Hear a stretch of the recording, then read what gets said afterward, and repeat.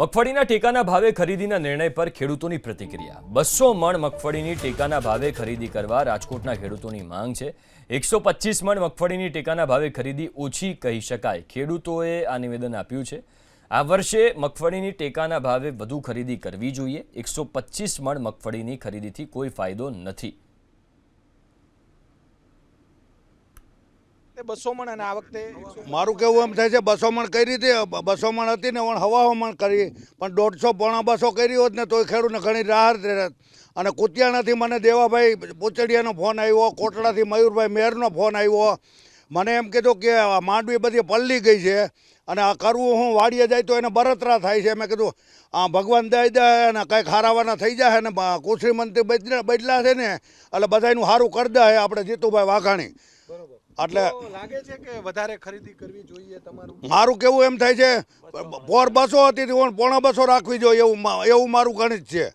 હા, અને નાના ખેડૂત હોય એ બબે એકર વાવતા હોય એ બીજાનું વાવે તો એ ઘરનું ગુજરાન હાલે। અને માલ ઢોર નીરનું બધું બગડી ગયું છે।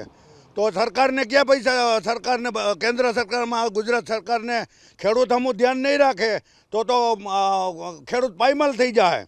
બરોબર, એટલે વધારે ખરીદી કરવી જોઈએ। અને એને અમે છે ને બિચારા બહારથી ગોધરા આવે છે, પલ્લી ગઈ એનું તો એનું લોટ જ થઈ ગયો, કાંઈ એમાં હાથમાં આવે જ નહીં। એ તો 3 રૂપિયાની મણ જાય, એમાં ખેડૂત દવા પીવાનો જ વારો આવે। દ્વારકામાં એક ખેડૂત આપઘાત કરીને મરી ગયો, હમણાંની જ વાત છે। તમે શું કહેશો? અમે તો એમ કહીએ છીએ કે પોર જેમ 200 મણ લીધી તે ઓણ લેવી જોઈએ। બગડી ગઈ છે માંડવી હાવ, અને સોયાબીન બગડી ગયા છે, અડદ બગડી ગયા છે, બધું બગડી ગયું છે। કપાસ ઊભા ઉગી ગયા છે એમને, તો 200 મણ માંડવી તો લેવી જ જોઈએ ને। બરોબર, તમે શું કહેશો? 200 મણ જો માંડવી બધી પૂરું થઈ ગયું માવઠાના હિસાબે, કપા બગડી ગયો, સોયાબીન અડદ બધી જણસરી બગડી ગઈ છે। તો ખરીદી કરે વધારે ટેકાના ભાવે મગફળી તો ખેડૂને સારું 200 મણ નહીં કરે તો આમાં 125 મણમાં તો કાંઈ એનું વરસીએ નહીં। અને ભાડાના મજૂરી અને થોડીક વધે એ પાછી લેતા નથી।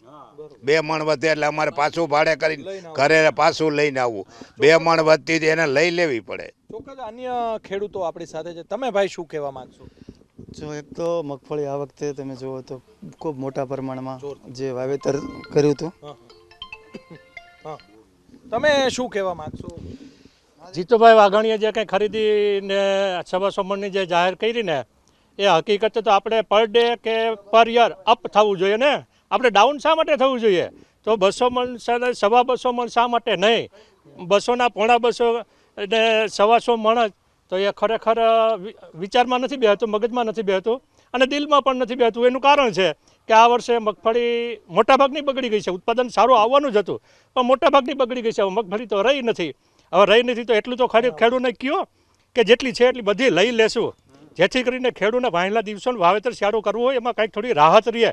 તમારા રાહત પેકેજની રાહ જોવામાં તમે પહેલાં આ તો કરો, જેથી કરીને ખેડૂતને પોતાની ઇન્કમ જે આવવાની છે એ તો આવે, જેથી કરીને સારું વાવેતર કરીએ। સસ્તા ભાવે તો વેચાઈ જ ગઈ છે ને મોટા ભાગની જે કંઈ આગોતરા ભાવે હતા મોટાભાગની થઈ ગઈ છે, માર્કેટમાં વેચાઈ ગઈ છે અને સસ્તા ભાવમાં વેચાઈ ગઈ છે। ટેકાનો ભાવ જાહેર કર્યા એ પહેલાં વેચાઈ ગઈ છે, જેથી કરીને એનો ફાયદો તો વેપારીઓ લઈ ગયા છે। હવે ખેડૂત વાંહે શું રહ્યું? અને હવે તમે રહીને જાગ્યા છો તો એમાં તમે હવે 250 મણની ખરીદી કરશો તો તેમાં વાહ ખેડૂતને વધશે શું? તમે શું કહેવા માંગશો ભાઈ ખેડૂત?